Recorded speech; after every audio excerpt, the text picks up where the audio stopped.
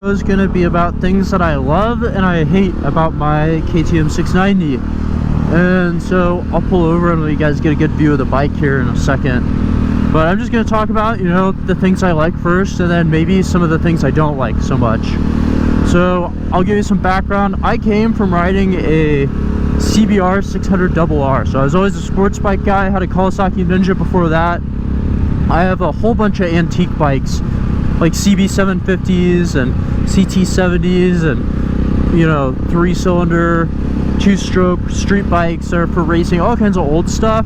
And I have dirt bikes, and I've ridden like full dirt bikes, like 450, 250 2-strokes. I rode a lot of 250 2-strokes, a little bit of 4-stroke 250s and 450s and stuff like that. But most of my time, has been on either a full-on dirt bike or a full-on street bike. I've not ever had a dual sport before this. And so I was coming off my CBR, and I was like, man, my CBR is my lifespan wasn't going to be long if I stayed on the CBR forever. There's a car behind me, I didn't realize that. They probably hate me. And so my lifespan wasn't going to be too long if I stayed on that CBR. So I decided I'm gonna buy a dual sport because I like off-roading, I like the adventure riding. Right now I'm cruising around on the street, right? I'm still doing lots of street riding on it because I ride my motorcycle to all the places I off-road it and stuff like that. I don't usually trailer it or put it in the back of a truck too often. So I do a lot of mixed riding on this. Like right now I'm riding on the street, I'm about to go take it off-road and cruise around a little bit so you can see too. But the KTM, I have never owned a KTM, and when I first started doing research I realized that these things are not reliable. Right now I'm riding a 2021 KTM 690 Enduro R, so that's what I'm currently on. And I know the old previous model 690s had like the top of the engine had like rocker arms and cam issues or something like that. I don't own one, so I can't be the exact say on what's best, but they had those issues. And then the new ones, I've heard the 2026 is what I was gonna buy. I'll tell you why I didn't buy that and why I went with this, the 19 through 24 style. But the 2020, the reason I got this one is because of the price. Out the door was like with taxes and registration and no mods or anything. This was like a $17,000 bike. And that's a little too much for what this bike is, in my opinion. You could go buy an R1 and a real dirt bike for that price. So I ended up getting this style bike, and I'll let you look at it. I got a Wings exhaust. I just put this on like a day or two ago. Rotopax fuel tank. I have Tusk bags that I can put on, the strapless ones. I have a little front bag. I have a Raid Garage intake. I have the aux fuel tank, but it's not in there right now. I put on all kinds of little parts. I also have a Recluse auto clutch in this thing. Don't need it, but it has it in there. Tusk guards. I did the emissions delete. I have all kinds of dongles. I'll talk about some of the common issues with these bikes and run you through it, but I have Michelin and Niki wall tires. I had to put rear stands on. I did the OEM. I cut off part of or I just unbolted it, part of the license plate bracket, and then you can zip tie it in or bolt it in up there, and that's what I did. And then the tail light actually has a little white light you can wire super easily, so it'll just, you don't lose that white light, which you legally have to have. But yeah, this is my KTM, so hopefully this is a good view for you guys to see it and whatever else. But yeah, so these have issues. I'll talk about some of the issues. They have clutch slave cylinder issues. So the Recluse auto clutch, I have a new slave cylinder, so that fixes that. And then trying to think, the kickstand, I have the kickstand dongle thing or whatever, I rewired it so it doesn't kill the bike. They use like magnets or something which don't work very well, and so if you have this bike for a long time you'll want to fix that. I'm trying to think of any of the other issues. I don't know. I know those are like the big things that'll stop you from riding, but this thing requires so I'll start there. But I wanted to get the new one because I didn't like the maintenance intervals on this, which looking back was the stupidest thing to ever worry about. The maintenance intervals on this are not that bad. So adjusting the valves every like 7,000 miles or whatever. It's no big deal. And then when you have to do the oil changes and all that, it's super easy, and it's really not a hard bike to work on. It's really easy to work on. But if you're not comfortable at all with working on your own bike, this is probably a terrible bike for you. If you can watch a YouTube video, follow along and do what it says, you'll be just fine. It's not hard at all to work on this bike. It's just you have to be willing to do it yourself probably, otherwise you'll be spending so much money that's unnecessary, paying other people to do like oil changes and stuff like that. Like, if you can't do your own oil change, even the valves, I would say you can check your valves yourself, and even if you don't want to adjust them yourself, then just go pay someone to adjust them if you need them, but at least check them yourself because it's really not that hard. Alright, but yeah, so this bike, like I say, new, I think they're way too overpriced. The 2026's got all these new redesigns and everything, but for $16,000, you know, you're getting some better maintenance intervals, and it's maybe a little smoother and whatever else, but the mods are going to be more expensive. It's more technology, and the screens and all that have issues I've seen, and traction control has a ton of issues on that bike, and it's just, I don't know, it's the first year right now they're out, and so that first year they always are working out lots of kinks and stuff, and if I was you, I would wait, you know, another year or two, let them get some of those kinks worked out, or if it's KTM, they'll just never fix it, and then you'll have to buy whatever to do it yourself. But I would, you know, whatever, if you bought a new one, then you have plenty of money, and I'm sure that's great, and it's probably a much fantastic bike, but personally I just thought it cost too much for what it was.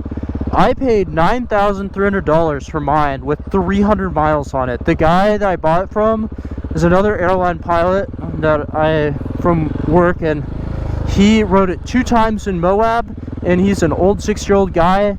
He couldn't really fit on it, so he quit riding it. It's too big for him, whatever. So I bought it for $9,300. He installed a Recluse auto clutch. He put these on there. He did the kickstand delete. He put a fuel dongle on it. So some of that stuff, I bought it with that. And he paid a dealership to do it all. So he spent a ton of money having them do that stuff, which was like insane. But I saved a ton of money from what it was. And I got all these awesome parts on there that I wouldn't have otherwise. And then I was able to spend my own money, you know, upgrade the intake. I did the emissions delete, the evap canister. I did all this stuff, and it makes the bike really good. So riding this on the road, I would say it's fantastic on the road. Over like 65, 70 miles an hour, this thing is super uncomfortable just because of the wind. And that's something I never really understood, because coming off a CBR, right, I had fairings, and so I was always used to that. And when I got on a bike without fairings, I was like, oh my gosh, this is the hardest thing ever to ride because of the wind. It's so much.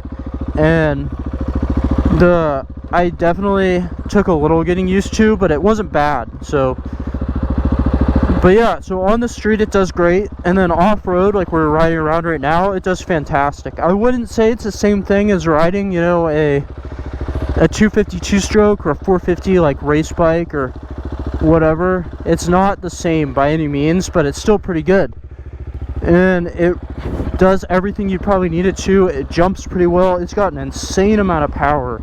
I have a tuner on mine, and an exhaust and an intake, all kinds of other little things, so adds a little bit of power, but it's still not really noticeable difference from stock, I guess.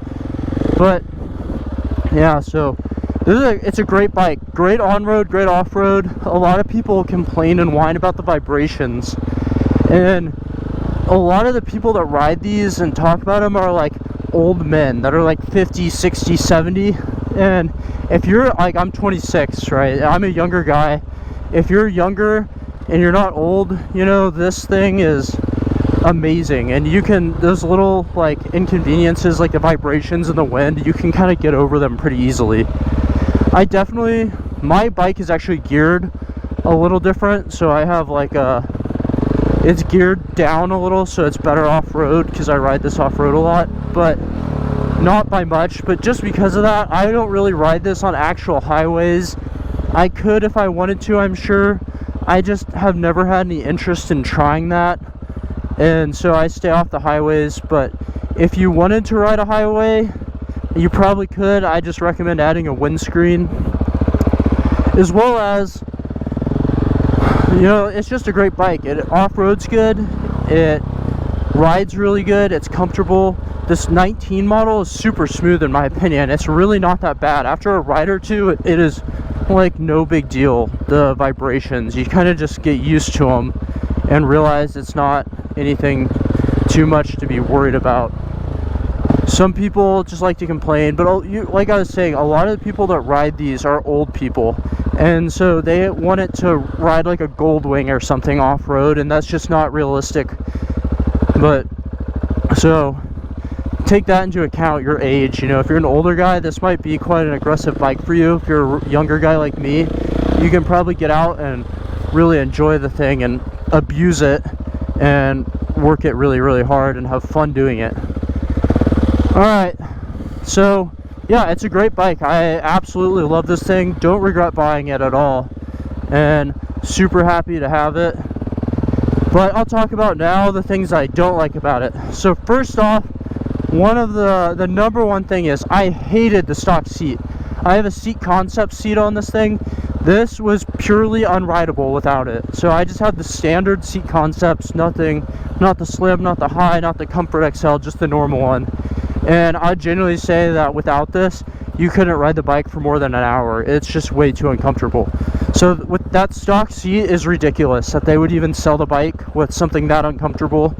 You know, that's KTM being cheap and making a crappy product and saying, oh, there's a company they can replace it with anyways, so we're not even gonna give you a nice one. It's so dumb that they would make it that uncomfortable.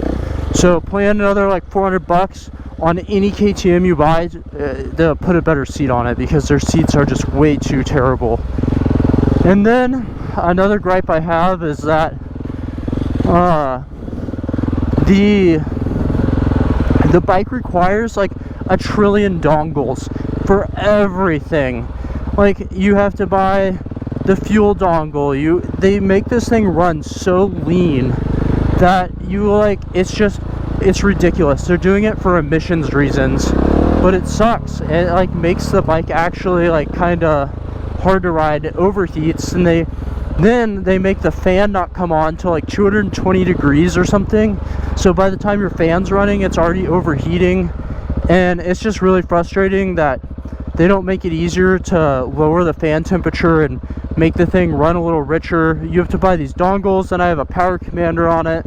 I also have all the mods that require a power commander, so that's its own thing, but they just make it run way too lean for it being reasonable. And then like the kickstand dongle thing and the I don't know, just all these dongles, you always constantly have to be messing with that stuff. And then while talking about the wiring, they do a horrible job of wrapping the wires. This thing wire chafes like insane. If you do not go through on your own and like re-wrap a lot of wires with your own wire tape, you know, the little black wire tape, then they will chafe through, and you'll probably have the bike stop running some point or have an issue because your wires are not gonna be, they're gonna rub through the whatever. As well as the stock intake sucks. It will suck in dirt.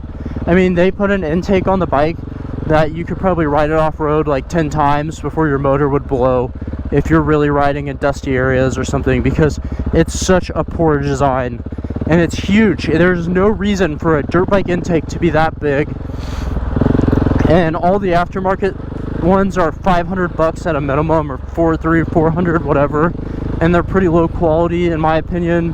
The Rottweiler one's alright, the Raid Garage one is garbage.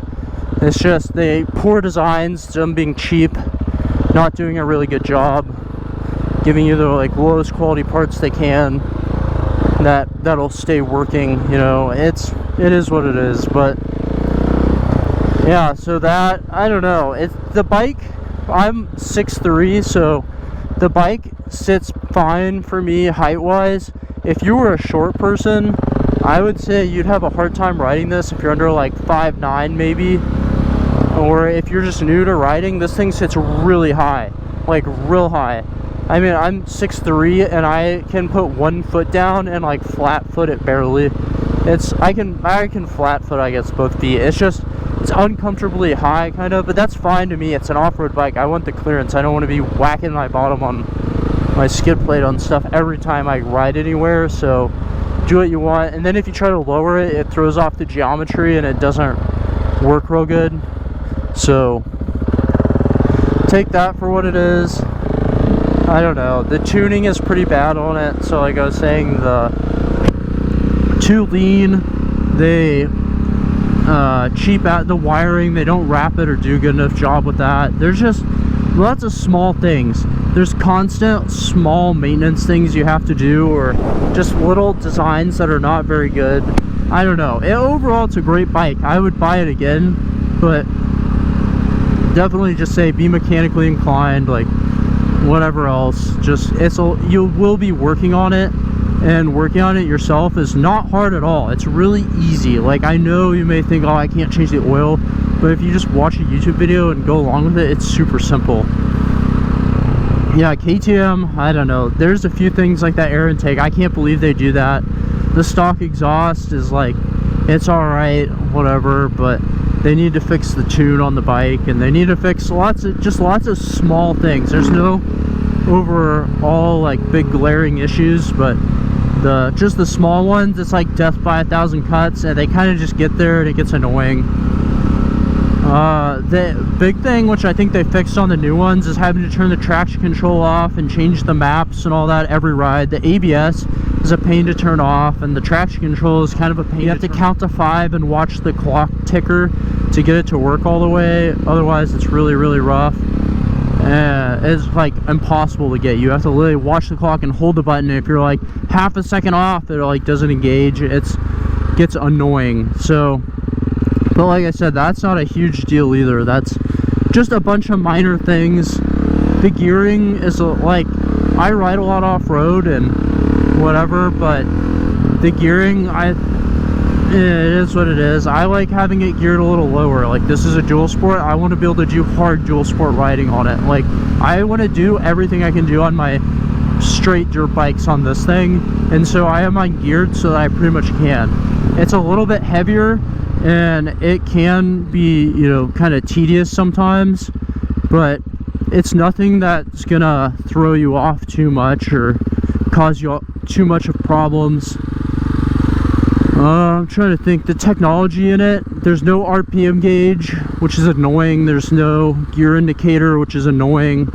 But the RPM gauge is the only one I actually truly care about. The gear indicator is no big deal. I don't need one of those. A lot of people, if you're a new rider and or you haven't been riding a long time, that can be annoying, because then you're chasing, wondering what gear you're in if you don't know how to just feel it out. But yeah, great bike, works pretty good. Stock intake is terrible. Stock seat is terrible. Those are like two non-negotiables to me that you need to do. And then when you change the intake, you want the power commander, but then the power commander doesn't fit on top of the ECU with a seat, and they make the ground wire super short, so then you can't really route it anywhere, and it's a huge pain in the butt to try to get that fabricated in. I had to like cut a little metal bracket that holds a battery in to fabricate it in to stay. But yeah, I mean, just a bunch of minor stuff. Overall, it's a great bike. Love it off-road, love it on-road. It's a little heavier maybe, but it's not really a big deal, and you don't notice it too much. You don't notice on the street. I mean, the wind is the only real issue on it. That's the only thing that drives me nuts, is pretty much the wind. And yeah, that's not a big deal. So I think it does great on road. This is coming from a sports bike person. Just, yeah, do the little mods, fix it up, and you won't regret it. You kind of got to make this bike into what you want. I'd say budget like $3 grand for mods, or $2 grand or whatever, no matter what one of these bikes you buy, because you're going to want to buy all these parts, and it will greatly improve your riding. But yeah, I don't know, leave comments and I'll definitely answer them if you have any questions about the bike. I can't think of anything that I'm really missing here, at least right now, but if there's anything you want to know or whatever else, I'll gladly answer it, or I'll make a video talking about it. But it does good on-road, does good off-road. The maintenance is super easy, like I was saying. It's not as bad as you might think. Coming off something, you're like checking the valves once every few thousand miles, or the oil change is no problem. So take that for what it is, and hopefully you guys will look into buying one of these. It's got a ton of power too. Like, you can really rip wheelies pretty easy. That was the worst wheelie I've ever done, but yeah, wheelies super easy. It's got a ton of power. You're not gonna lack any amount of power on this. Coming off sports bikes, I used to think like 450 dirt bikes were kind of slow off-road, and this thing has so much power I'd never use it off-road. I mean, it does everything that I want it to do, and I don't have any complaints on it. So yeah, that's pretty much it. Hopefully you guys like the video. You should check out my other videos. I motovlog and talk about Jesus and stuff like that. So you check those out, and they're pretty interesting. I do lots of off-roading in them and lots of street riding and hooligan stuff, and I try to post those pretty consistently. So yeah, it's a great bike. Super happy I got it. Probably gonna do some really long rides. Spend a lot of time doing mods on it. The emissions, you know, I know that's all KTM stuff. They have to do things to make it compliant, but some of that stuff is super annoying, and I wish they would just design it so it was super easy to fix. Like, just unplug it and it will stop or something. Not where you have to go buy all these dongles and whatever else, because that gets frustrating. Yeah, I love the bike. I'd buy it again. Like I said, I got mine with 300 miles for 9,300 with all kinds of cool mods already done to it, and then I've done a ton more. I off-road it around, ride all over. It's a great bike. So if you guys are even considering it, you know, you should go try it out. And if you don't like anything on this, it's such a customizable bike. You can make it so you like it. Alright guys, hope the video helps you, and that'll actually be it now, whether I said that 10 times over. So see you guys.